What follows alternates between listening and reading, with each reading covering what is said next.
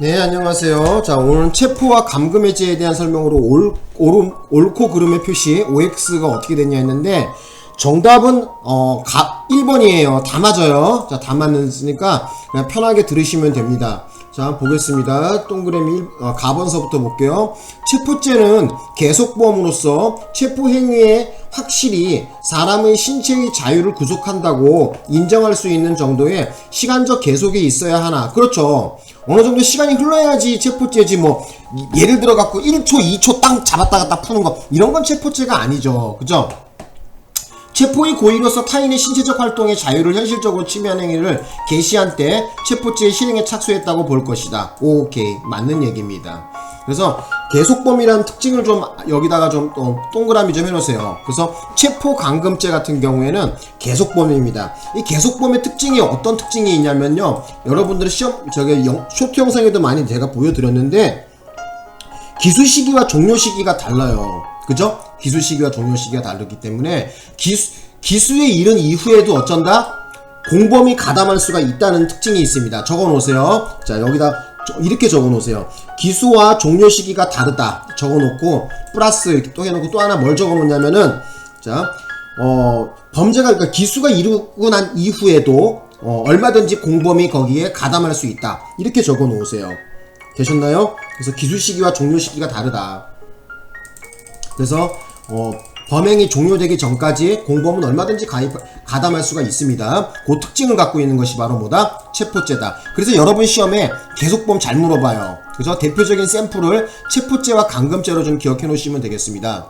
자, 그 다음에 나번에 보겠습니다. 나번에 보니까 감금죄에 있어서 감금행위는 사람으로 하여금 일정한 장소 밖으로 나가지 못하도록 하여 신체의 자유를 제한하는 행위를 가리키는 것이고, 그 방법은 반드시 물리적, 유형적 장애를 사용하는 경우뿐만 아니라 심리적, 무형적 장애를 의미하는 경우도 포함된다. 예, 맞습니다.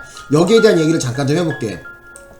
어떤 것이 있냐면은 경찰서에서 무슨 혐의가 있다 해갖고 잡아갔어요. 그래갖고 잡혀갖고 경찰서에서 있었는데 이 조사해보니까 범죄에 가담이 없어. 그죠? 범죄에 가담이 없어. 그래서 이미 검찰에서도 법원에서도 영장이 기각됐고, 그리고 검찰에서도 풀어주라고 했단 말이에요. 그런데 경찰에서 그걸 묵살하고 계속 그냥 경찰서 유치장이나 아니면은 그 보호실 같은데 거기다 계속 가둬놓고, 그죠?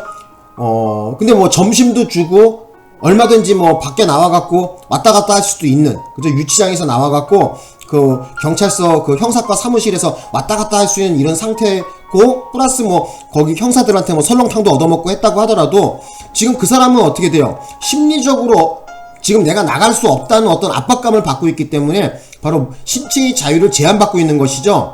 그래서 대표적인 판례가 어떤 것이 있었냐면은, 경찰서에 잡혀가갖고 이미 무혐의가 확정이 됐는데도 불구하고 경찰이 계속 형사과 사무실에 계속 두고 못 나가게 계속 거기서 뒀다는 거. 그러더라도 어떻게 된다? 바로 감금죄가 됩니다. 되셨나요? 네. 그것도 좀 알아두셨으면 해요.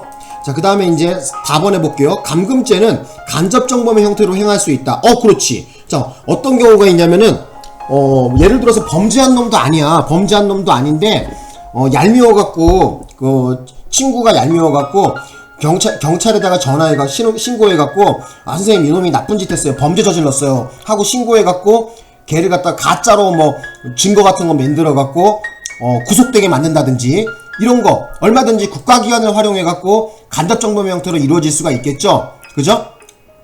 그잖아요? 경찰은 그거 아무것도 모르고, 그 사람을 갖다 잡아갖고, 그죠? 뭐예요? 경찰서 유치장이 났는데 넣어놓을 수 있겠죠? 보호실 같은데. 그 다음에 라번에 보겠습니다. 라번에 감금행위가 단순히 강도 상해의 범행 수단으로 되는데 그치지 아니하고요. 강도 상해의 범행이 끝난 뒤에도 계속되면 어떻게 돼요? 감금죄 하나, 강도 상해죄 하나, 두 개가 경합범이 되는 것이죠. 그죠?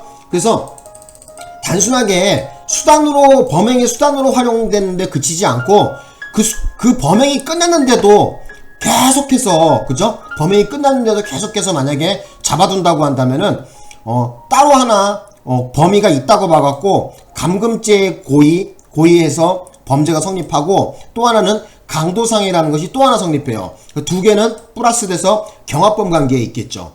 되셨나요? 그래서 맞는 거를 고르라고 했나요? 전부 다 맞습니다. 되셨나요? 그러니까 정답 몇 번? 1번 하시면 되겠습니다. 뭐 여기까지 할까요, 그러면? 고맙습니다.